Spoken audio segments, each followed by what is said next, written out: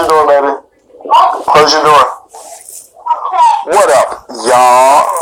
Welcome to 10 Questions with Kiiing Dook. Tonight we got legendary pro skateboarder Jeremy Ray coming on.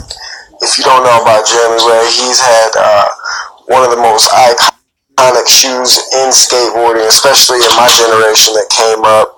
Everybody wanted a pair of those audio Jeremy Rays with the wraparound A's on them, bro. Those things were sick. Dudes jumping from like water tower to water tower and shit like that. Like crazy, innovative, legendary skateboarder. Super excited, super honored to have a chance to interview him. I'm very stoked, and he should be popping on here any minute. But while we wait, what's going on? Sacred Wisdom and Tracy, how y'all doing? You guys having a good night tonight? Hey, thank you. I appreciate that. Oh, there's Jeremy right there. Okay, let's invite him in. Guys, I'm super stoked about this. Hope you guys are too. Alright. What's happening, man? I think we got it. Hey, how you doing, brother? Doing good. How about yourself? I'm doing fantastic, bro. So, right off the bat, like I was telling everybody, you've had one of the most iconic shoes, especially in my generation growing up, of skateboarding shoes ever. Like, everybody wanted a pair of those audio Jeremy Rays with the wraparound A's, dude. Yeah. Like, those things were sick. So, like, you got like a bronze shoe award for those, didn't you? I don't even know. I don't remember getting any awards for that one. Oh, really? What award do they get? You know, like Costin had like the bronze shoe or whatever for his skate shoes and stuff like that. I swear I saw you had one for the Rays. I didn't do my research though. I just thought I remembered it. Yeah, no, they never gave us bronze shoes for our stuff. Oh man, well, hey, those are still. That one was a good one. Still a huge shoe back in the day. Those things were like legendary. Yeah, it's funny. So I actually designed that logo probably about 3 years before it came out, and they were giving me some trouble with it because you have to flip the A to make it on the other side, and they weren't sure if that would fly. But I was like, yeah, because it was reversed on the one side. Reversed, so it wasn't an A anymore. So they weren't really fully backing it yet. And I just said, trust me, people will like it, you know. And dude, and they did. Yeah, after a few years of telling them that it's a good idea, they finally went for it. And then after they did it on mine, they started doing it on all their other shoes just because they knew it worked. Yeah. So how's it feel to get to watch the progression of skateboarding? Like, cause you started. How long have you been skateboarding? First off, probably about 34 years or something like that. 34 years. So that's even longer than I've been alive. Yeah. You've been skateboarding, so you've got to see the progression of skateboarding for 3 decades. 3.5 decades. Yeah. How amazing is it to see all that, know that you've impacted it, and to see where it's going? Yeah, it's pretty interesting just to see. I started in '83, so think back to like '83, '84 when people were still riding, vert ramps and towels on top.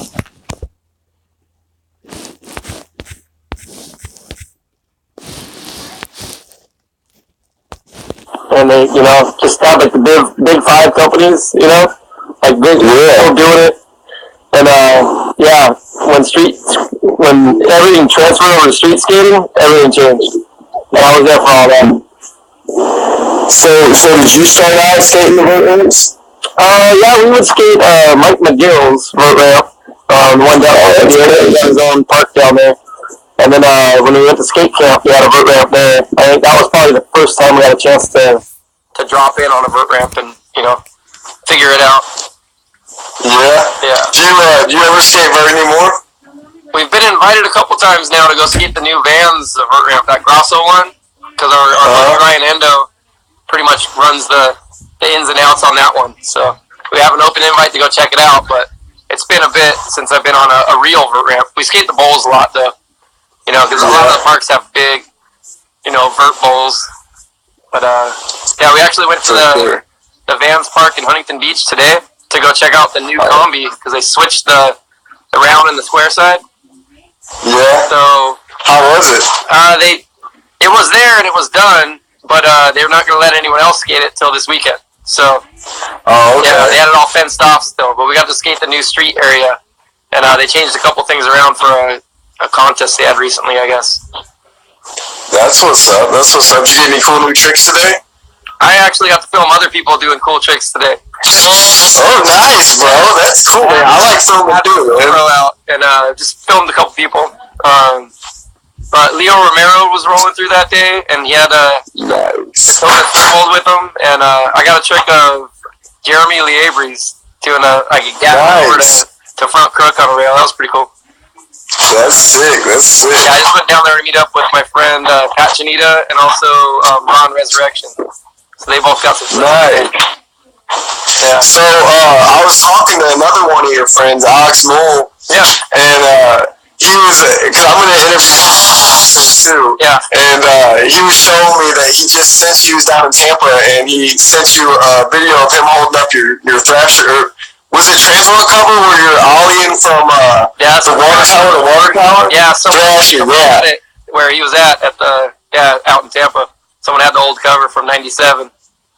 Yeah, bro, that thing is gnarly, bro. Like, thinking back, like, how scary was that just to be up there and do it? Like, what was your mind like that day?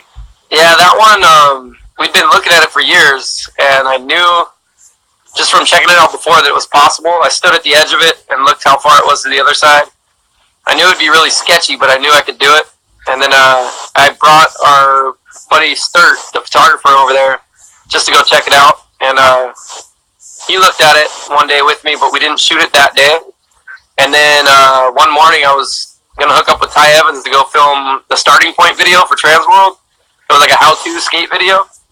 And we were just skating flat ground that day. But Sturt called me up that morning before I met up with Ty and said, hey, do you want to do that thing today? Like, okay. I knew exactly what he was talking about. Yeah, we can go handle that. It's a good day to do it because I have a filmer. So, yeah, Ty got to roll along, and he got the long lens shot from up above, and then Sturt shot the photo from down below. So we got the cover, and we got a good clip. So, yeah, I would say that's a good clip. Like, was that first try? Did you get it first try, or did it take you a few times? You have to run and jump it to get first, and then you have to skate it back because there's wind coming down the hill, and even though it's flat to flat, you couldn't do it into the wind, and the landing's a lot rougher than the takeoff, so you had to get to the takeoff side first and then skate back. So the first one, I ollied it and ended up kicking it out. It looked like I wasn't going to make to the other side. It looked like I was going to hang, so I just was able to kick out and run off, but my board made it to the other side, and I made it to the other side. So then every time you don't make it, you got to run and jump back. Yeah, just get back up, run and jump back, and I think I ended up getting it on the 5th try, from what I remember. Wow, dude. Yeah. So it was a mission, but we got it done pretty quick. That's awesome, bro. Yeah. I don't know if I could summon up the courage to try something like that. That's ballsy, bro. That's ballsy. You're a gnarly dude, man. You're a gnarly dude. So what have you been up to lately? It's well, me and my brother Jonas have been running our new brand, the Ray Bros brand. Okay, yeah, I've seen some of the boards. Yeah, a few years now, and just I get to do all my own graphics again, and just come up with products that I like, and just try to make quality stuff that we're into, and then we just move. That's cool, man. Yeah. So you guys have a team too, right? Yeah, we got a couple guys that we take care of. Yeah.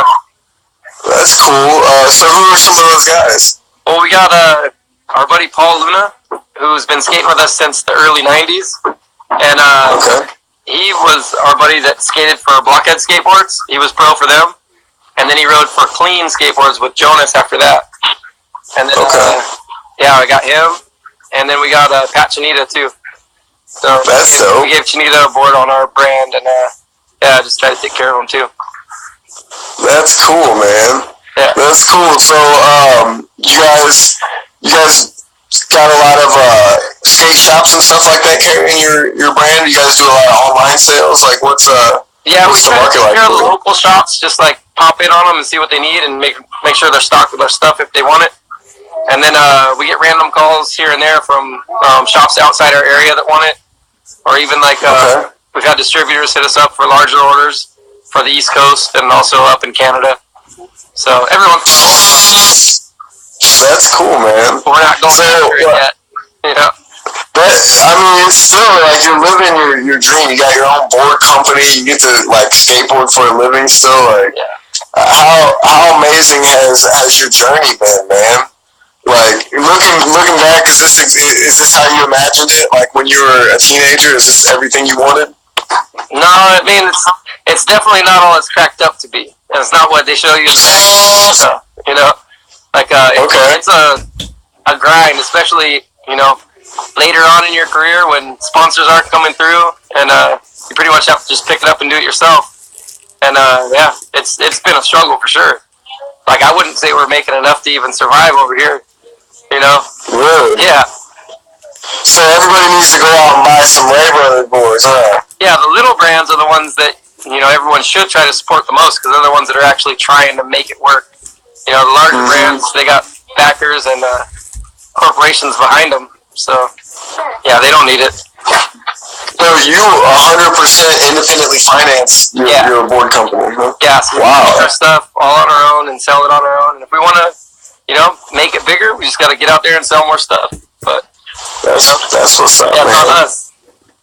That's cool, man. So I mean, it's probably a lot of pressure, but it's it's something that you can be very proud of. Every sale you probably like, it really matters and counts. That's cool. As an entrepreneur myself, I know how that feels. I have a clothing company that I run and stuff like that, so I know how that is. Yeah. So, are you guys working on a video? You guys got any kind of like social media marketing pushes that you guys are gonna do for the company or anything like that? Yeah, we just basically went back to the old days where we grab the camera, we go out and film each other. And that's cool. Luna used to do a lot of our filming, but he's actually got some other gigs where he's doing a lot of photography work, so he hasn't been around as much. So that put me on camera duty because out of the three of us that were still going out a lot, I was the best with the camera. So I have a steady hand and I can film everyone pretty good. So yeah, so it became my job, which I do enjoy filming and getting good clips because it almost feels like you just won yourself. If you did your part good and you made them look good, then you get a nice little sense of satisfaction. Definitely. I've always liked filming too. Me and my homies still to this day film skate videos and stuff like that. And I love getting behind the camera. I don't get to edit the videos as much, but that part's fun too. Yeah. Do you do any editing? I do all the filming and editing now. Oh, nice. So I always had a hand in the editing though, even back to the Blockhead and Plan B days and stuff. Like the color video, I was there for the whole editing of my color part. And then for the Plan B one, I was pretty hands-on. And Secondhand Smoke, we actually got to lay down the track first, which was interesting. Usually you just edit the footage, and then you put a song over it and see how it looks. But for Secondhand Smoke, we laid the song down first, and we actually put the tricks into the track. To the song? It's on the beat. And that was the best way to do it. In the end. Yeah, I think so too. Yeah, it gives it a good. Yeah, that's cool, man. That's cool. I didn't know you had a hand in all your editing and stuff like that. Yep, I was really hands-on with all that stuff. I would do my own board graphics. I did all my own artwork for Blockhead Color and through Plan B. And it wasn't until Element days when they were doing a lot of series graphics that they just they had it all handled, so I didn't have to do my artwork for them. So, do you do the artwork for your company now? Yeah, I do all the graphics and logos, all the design work, and anything that needs a creative touch, I'm on it. Oh, so you wear a lot of hats. Oh yeah, for sure. That's awesome, man. That's awesome. See, I didn't know that, and it's cool to know, man. It's cool to know because I always grew up just knowing that you were a gnarly ass skateboarder. Like you just were rad. You did crazy stuff, and I was like, I'm not doing that. I'm not. I don't have the confidence in myself to hype myself down, stuff like that. So, what do you think the gnarliest thing you've ever done on a board is? Well, there's been a few that are the bigger ollies.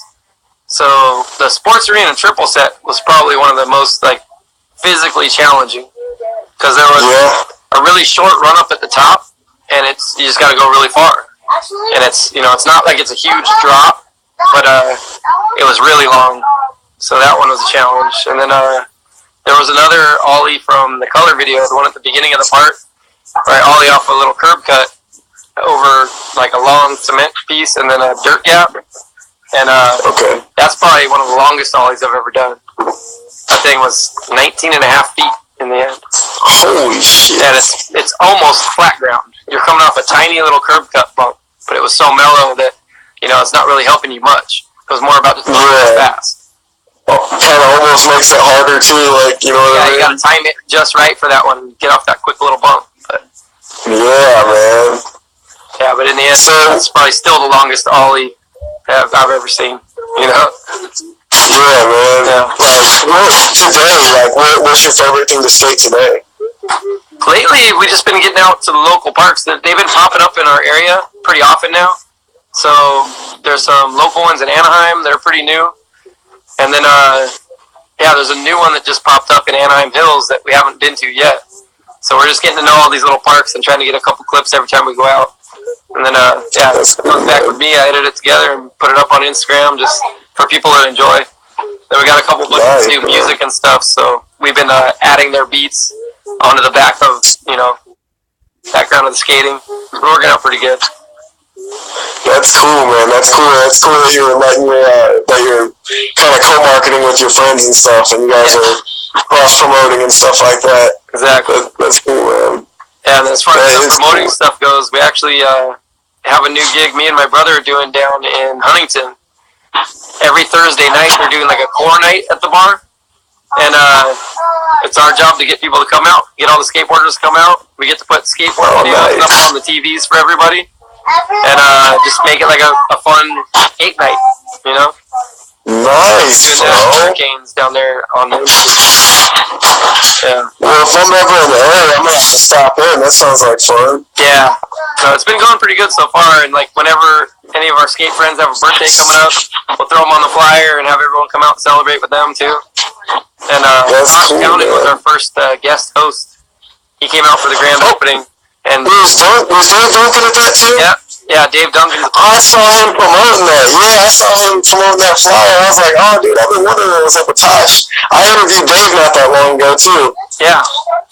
So Duncan's there every Thursday. Me and Jonas are there, and there's a couple of BMX guys too. Ben Snowden is pretty much the house DJ, and he handles all the music that comes in and out. So he's a pro BMX rider, and he gets his friends to come down. So. Yeah, it's a good mix. That's what's up. We just gotta. You guys have to have Boo come out and DJ too, man. Yeah, there's opportunities to do that. So yeah, anybody that wants to come out and DJ, they could come check it out. Yeah, man. I just interviewed him, and he's been doing that as well, man. Yeah, for sure. So we got a couple other skaters in mind that can come, handle the DJ booth for a little bit. That's dope, bro. That sounds like the parties I would have dreamed about in high school. I would still love to come out and check that out, man.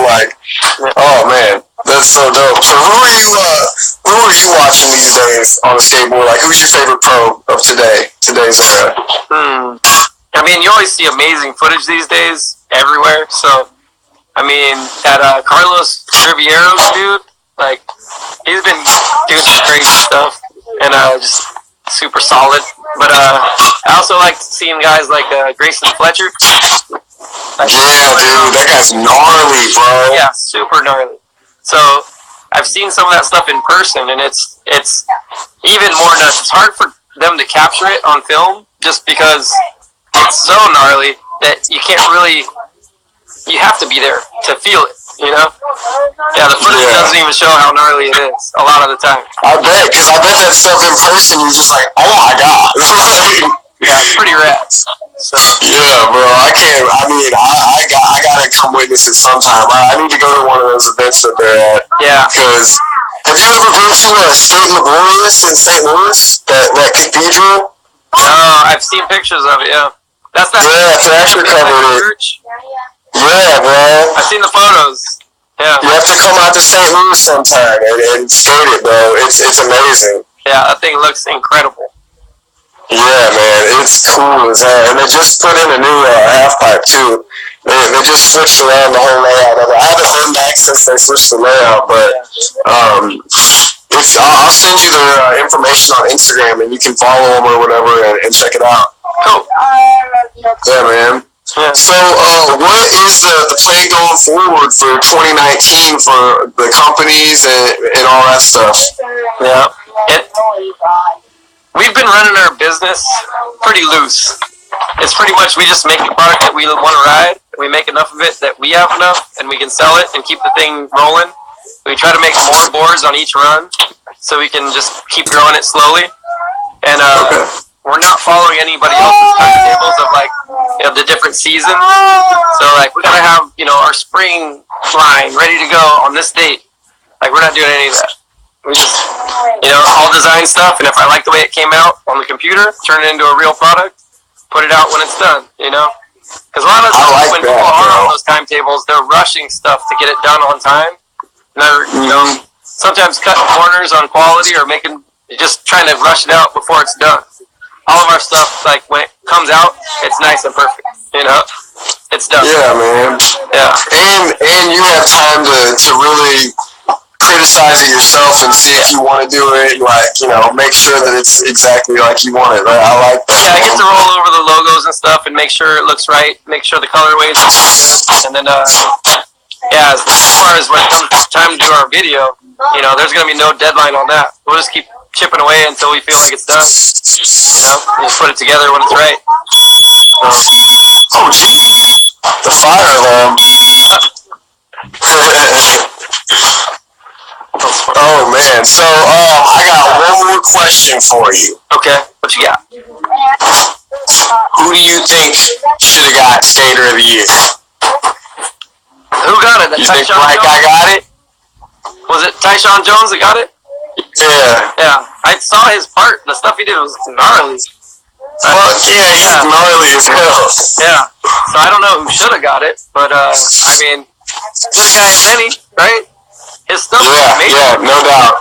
Yeah, I didn't know if you had sometimes people have a very strong opinion. Didn't he do a switchback heel out here in LA at that marble triple set? I think, yeah, dude. That really stood out, because that's a good sized triple set. And I don't know if they had to charge security, because every time we skated it, we didn't get more than like 1 or 2 tries. So, word. Because you just have to rush it, and security, the window's right there by the triple set. So they see you on the first one, and you gotta disappear, and then come back around and try it one more time if you can. I think the most we ever got was like 4 tries. And then, oh my god, you're out. So yeah, so switchback heel, if he got that within the 4 tries, maybe we don't know. You're allowed. That's crazy. Now that skateboarding is as big as it is, they'll let you get a permit, but you gotta fork out the cash to get the permit. Plus having that Supreme money, Might have got the permit that day and let them skate it, but I don't know. You'd have to watch the footage and see if they're fighting security, because it's rough. Yeah. We used to even like create a diversion, have our friends go skate the other side of the building, have security go over there to go kick them out, and then we'd hit the triple set, and they'll give us an extra try. Yeah. Yeah, you gotta get intricate with it, huh? You have to pretty much mission out and make sure they don't see you on that side. And when they're already on the other side of the building, then go for it. You might get another extra try or 2. Man, that's gnarly, bro. That's crazy. So you think he deserved it? I agree with you. I think he deserved it as well. He did some gnarly stuff. Yeah, there's a lot of people that deserve it. There's a lot of people killing it. So yes, bro. Skateboarding is at an insane level. And it comes down to everyone's like personal opinion on style or what they think matters. Some people only care about the biggest handrail. So whoever did the biggest handrails, they're the one that should have got Skater of the Year. But that's not for everybody, And, yeah, absolutely. It's probably been a while since a transition skater got it. That's true. But now, like, most of the kids are all-terrain vehicles. They can skate the gnarliest, huge bowls, and they can get down on the street really well. So, I don't know. The new generation's pretty sick, and they're well-rounded. I know. It really makes me feel ashamed of myself, because I'm not good at transition. And every time I go to a skate park, I can skate street a little bit. Like, I like jumping down gaps and hitting rails and stuff like that. But transition, for some reason, doesn't make sense to me. And I'll go there and everybody's just so gnarly. And I'm like, oh my God. And I feel like I'm just learning how to skateboard again. And I'm like, man, this is crazy. It's like that. I'm a grown man. If you think of all the years you put in learning how to skate street, then, compare that, like, if you had skated transition that whole time, you'd be as good as them, too. So that's true, yeah. Yeah, we used to have a mini ramp in our backyard, so we would skate mini ramp first, and then pretty much just to warm up, and then we'd go skate street. So we had a good balance of, like, learning training tricks, and then, hitting the street after. That's what's up. I grew up in the middle of the map in Missouri, right? And we didn't have a whole lot of skate parks when I was growing up, so it was like we had this street. I didn't get a chance to really learn all that stuff when I was younger. That's what it comes down to. That's pretty much. We didn't have a vert ramp near us. The nearest one was in San Diego. That was about 2.5 hours away. So you don't get to skate it that often. So you're not going to be that good at vert if you don't have access to a ramp. Absolutely, now there's more big transition around, so if you're gonna learn it, just take your time with it. Don't expect too much too fast, and just get comfy on it. For sure, yeah. I gotta quit kicking my own ass when it comes to that. I'm always my worst critic. I think everybody, what I mean. Yeah, I started spending some time in the combi a while back, the one that was at the block, and started getting to know it a little bit. At least being able to do grinds and backside 5-0 grind around the round part.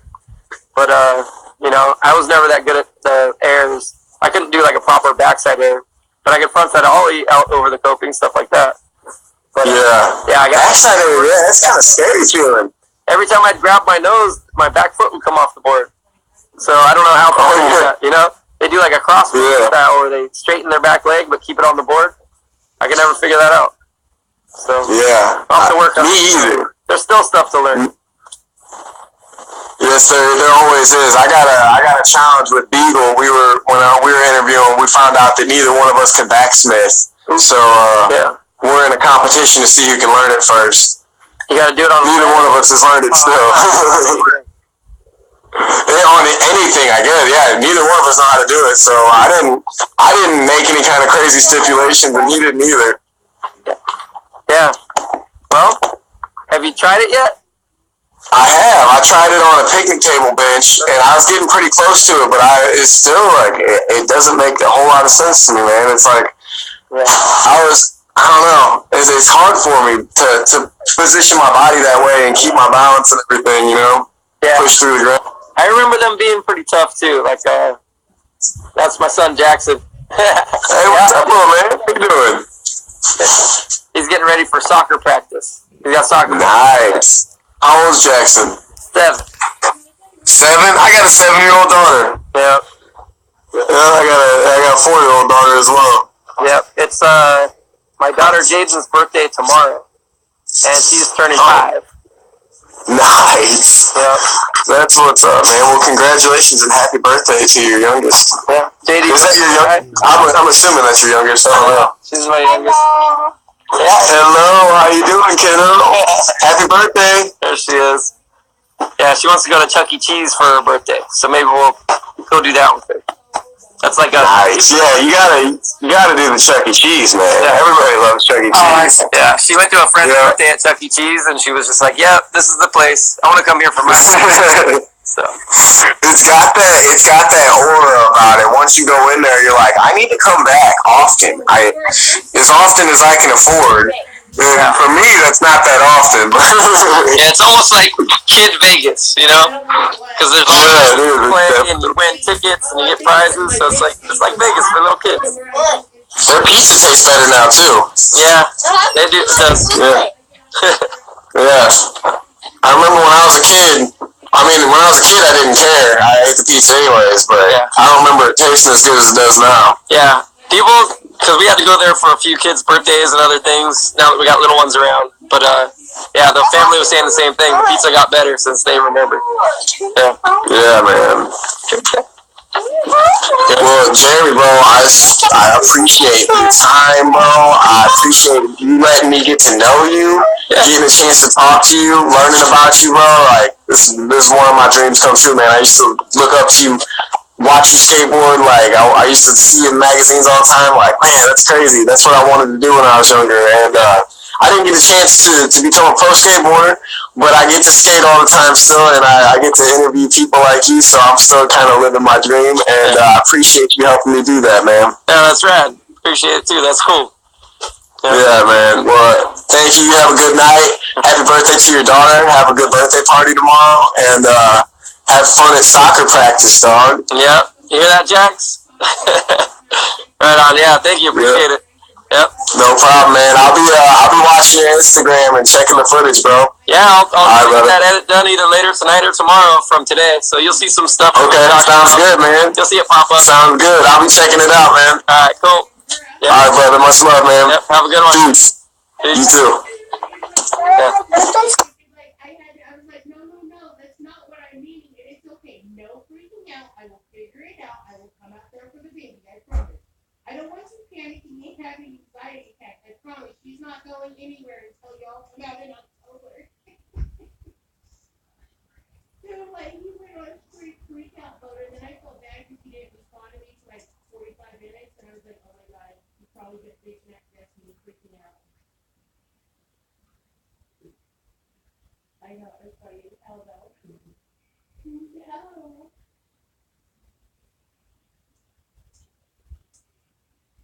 Yeah, I'm just laying down on my lap right now. You want to say hi? Go ahead. There you go.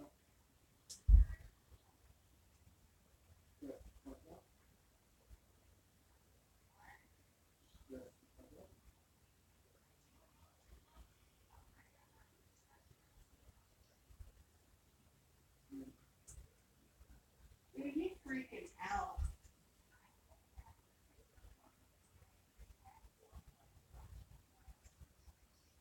That's gotta hurt.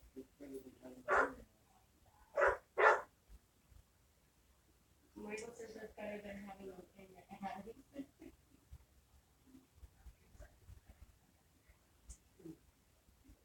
I guess Papa Ugly went up to her and said, "That's the most color of cool thing you ever fucking done. Because she gets done, gone out of her way, done so much for you.